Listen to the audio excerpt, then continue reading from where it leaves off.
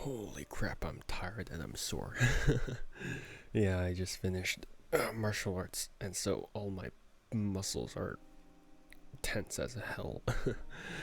This is probably not the place for me to be complaining about this. But oh my god, I didn't even do my intro. I'm so sorry.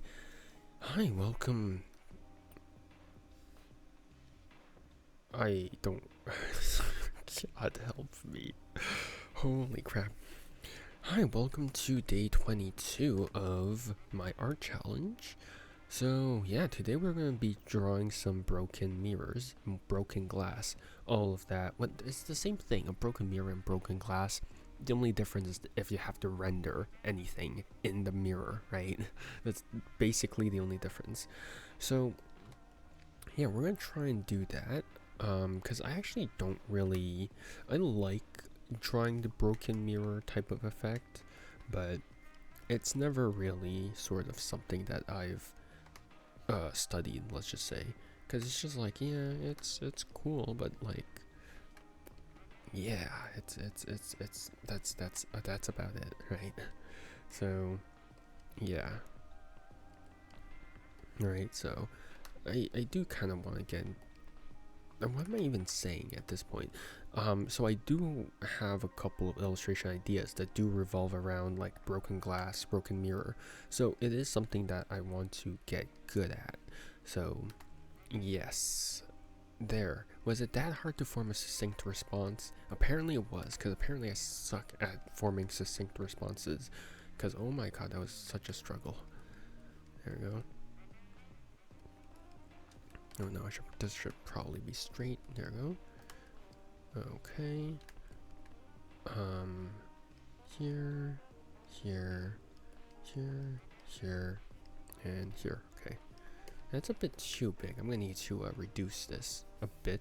Yeah, I'm too lazy for this. Let's just do this.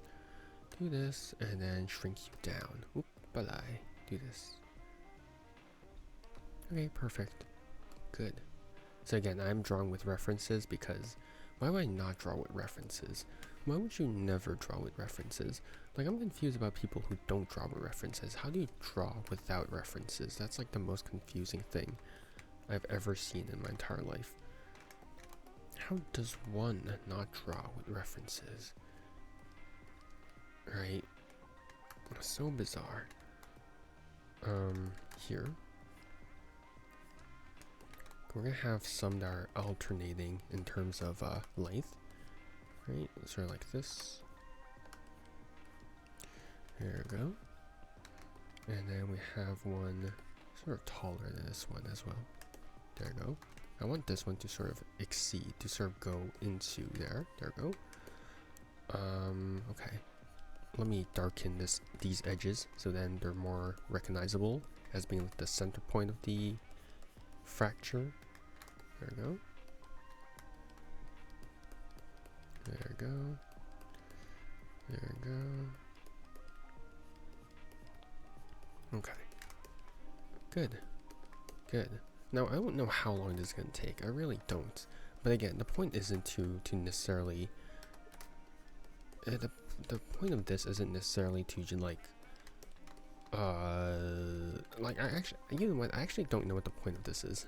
Obviously the point of this is to learn, but it's sort of interesting. So I always thought that mirrors would sort of crack, the fissures would always crack from the jagged edges, but it seems like it can also crack from the center over here, which is an interesting thing that I never really paid attention to. But I suppose I should start paying attention to it now. Okay, because I've tried drawing like broken mirror glass effects before, but they never really turned out great for some reason, or probably for good reason, right? Okay. So these are kind of like tree branches as well. There we go. And then we have one that sort of just spikes up from here. Yeah, really fracture this. Really fracture this. Okay. So it's like this, and then this one sort of just goes up here as well. Okay. This one just, okay. And then, okay, and then this one sort of just goes straight like so. And then, okay, something along these lines like so. And like so, okay. I want to try randomizing these patterns a bit more, but I'm kind of too scared to do that. Like what if this causes it to not look good? That could be possible, you know. It could be possible, so I'm like, do I really want to risk it? Apparently I do. Okay, let's do this. And then here, okay. Okay, there we go. I don't know why I never really talk that much when I do these. It's like it never makes sense to me. Why do they never make sense? Oop. Okay, this should not be curling inwards. This should be rather curling outwards, like so. There we go. And then we have this. And then this, right? Good, okay. Because again, these are fractures. They're supposed to be jagged. They're supposed to be random to some degree, right? I think. There we go. Sort of like this. They don't really have to be really perfect. Because what broken mirror is perfect? You have to ask yourself that question. What a good question to ask. What thing is perfect? I mean, I tend to cook a lot. So one of the things that I think one of the best quotes that I learned from a certain Michelin star person who returned his stars, Marco Pierre White, is that perfection is just a whole bunch of little things done well. So that's a good lesson to take in, because perfection is not going to happen, let's be honest. It's just not. But you can always, you know, try and do everything as best as possible, and that's that. That's all you can really do, to be honest. Okay, so we have that, which is sort of a fissured thing. Oh, oops, I'm missing one. I was like, why does it look like it's sort of weird? Missing this. There we go. There we go. I might actually I might actually be fine with ending it so soon, just because I'm kind of tired today. It's been sort of an arduous journey today. Yeah, quite a lot of stuff happened today, so I'm not opposed to ending things relatively quickly today. But again, it's really a matter of things. So also, I got something too. So I got is this download material? No, it's not. So I got something that's fun. So I got something that's erase along the edges, along edge over here. So now if I set something as a reference layer, so I can just blot out the entire thing, and then I could just like erase things outside of like the reference layer, which I'm really that about. It's like, God, that's such a fun, efficient way to do things now. It's like, hell yeah. Because I had that problem. It was like I didn't have that problem, but one flaw of the paint bucket tool in Clip Studio Paint is that it never really fills up all the way to the line art. So sometimes there are like holes.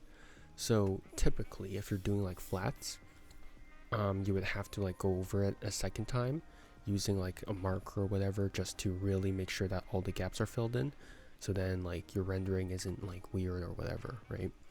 So you would have that. But the problem with that is that generally it is kind of there will be like quite a few gaps as well. Like you're for sure going to exit outside of like your shape, right? If you're just using your marker sort of willy-nilly and all that stuff, like it's for sure going to exit outside of the border, right? Of the reference layer of the line art. So in that instance, it wouldn't end up great. But now you could actually just erase everything. So you normally you would have to erase everything by hand meticulously, but with this tool you can just sort of trust it, which I think is really cool. Because God, I do not want to do all that stuff. There we go. Okay, let's do this. Here. I'm doing cross-hatching again. How did I end up doing cross-hatching again? I thought I would never do cross-hatching again. Like I said, I'm down to actually fuse cross-hatching with a couple things. So, yeah, I will do cross-hatching in the future. Just not in this one. Not in this future. Well, actually, I'm doing it now, so my argument is invalid right from the get-go. Okay. There you go. That looks like cracked glass, right? Right, guys? Right?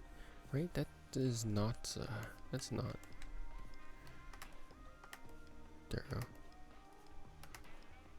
Here. Okay, there we go. Yeah, okay.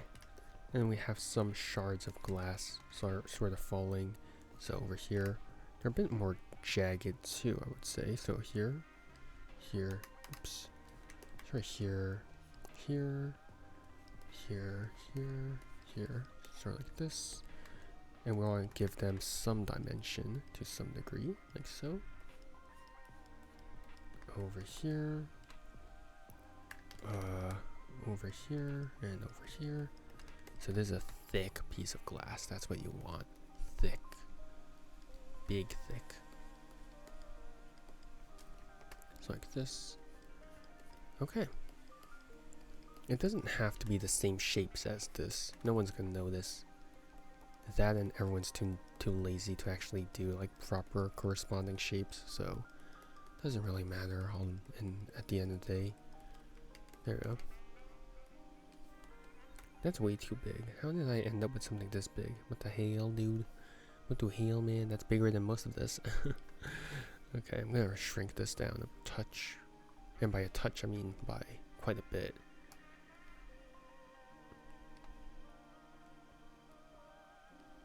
There we go. Perfect. And now we can have something like this. Oops. This. Okay.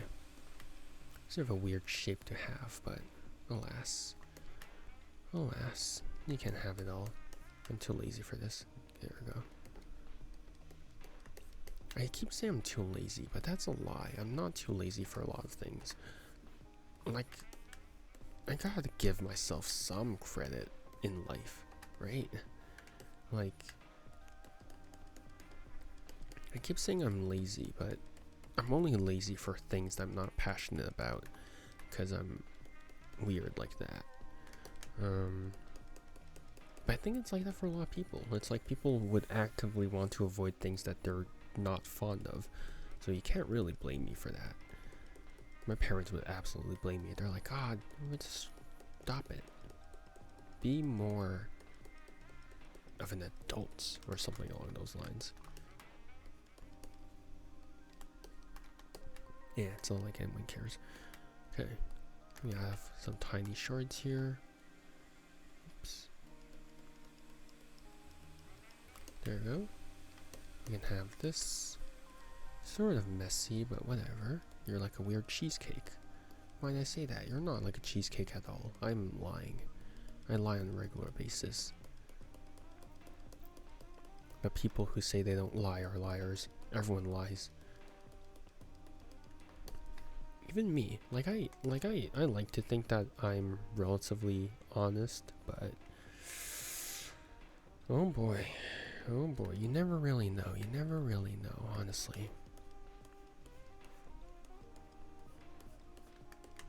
You never know with anything, to be honest. There we go. Alright, there we go. I kind of like... I don't know if I'm just weird, but I kind of like the sketch-like nature of some art. Like, like depending on the mood, and sometimes I kind of like when line art is less proper. Like maybe for like some things in like horror media, I definitely think that having like maybe like messier line art would contribute a lot to the feel of things, just because that flawed nature of things is just making it really sort of unsettling, right? It's like it's incomplete. It's sort of an aberration sort of thing, right? So yeah, that sort of thing I think is really interesting. I'm definitely like down to sort of play around with quote unquote sketchy line art type of things, but I'd have to wait until the opportunity sort of arrived first. There we go. Man, I actually, yeah, I would be kind of down to draw some horror things. Horror pieces would be kind of cool. Like I would absolutely love to draw some horror stuff. But if we're talking, but nowadays it sort of leans into like body horror, a lot of things, like a lot of like Trevor Henderson things, I guess, and some other people. They have like weird fleshy thingies which are meant to like unsettle you. So that will be a bit more difficult on my end because I can't draw fleshy things, which is my fault. Cause what the heck? How am I supposed to do this, right? It's like, how do I draw? Oops, sorry, I just hit my table. But how do I draw fleshy things? Horrifying. It's like, ugh. I mean, flesh, I guess, as a base is already like pretty horrifying because it's all red and squishy, and it's all like pulsating because there's the blood flowing through everything. It's sort of gross, but obviously that's gonna be part of the challenge to render, right? It has to be somewhat lifelike. So I would love to do horror content. I just don't think my art skills are up to par with that. There's so many good horror artists that like I want to plug in, but I just don't remember as of now. So yeah.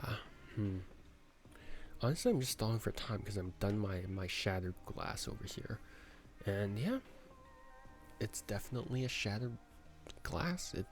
It's here. Yeah. Yeah, I'm tired. I'm gonna be honest, but still, right? The whole point of this is so that I can set aside some time, even though I'm really tired, and so just try and find some time, even though I'm tired, to slip things in. And this is harder, and people don't realize this, but this is actually harder than if you guys were to do this because I'm recording this as well, so I have to actively just talk as well, which people don't realize, but talking takes energy, especially for me because I'm naturally an introvert.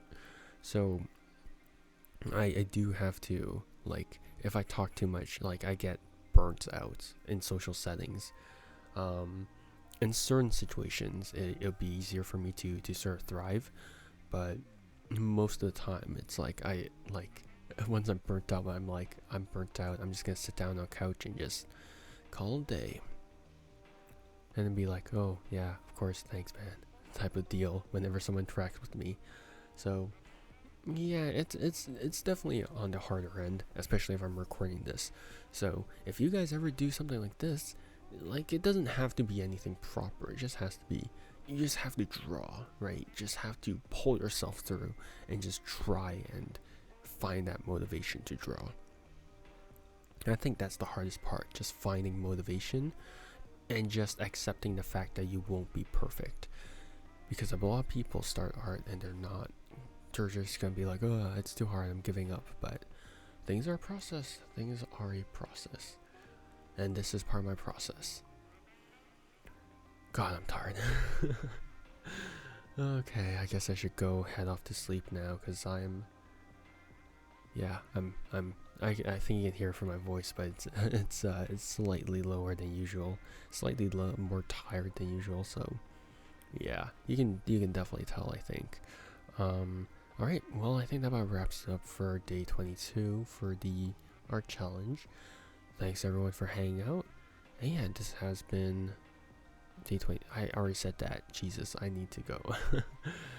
Yeah, hope everyone has a good morning, afternoon, or evening, depending on when and where you guys are watching this.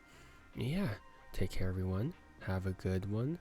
And yeah, bye bye. See you. Take care. Hope you guys have good sleeping schedules, unlike me. Alright, heading out. Bye.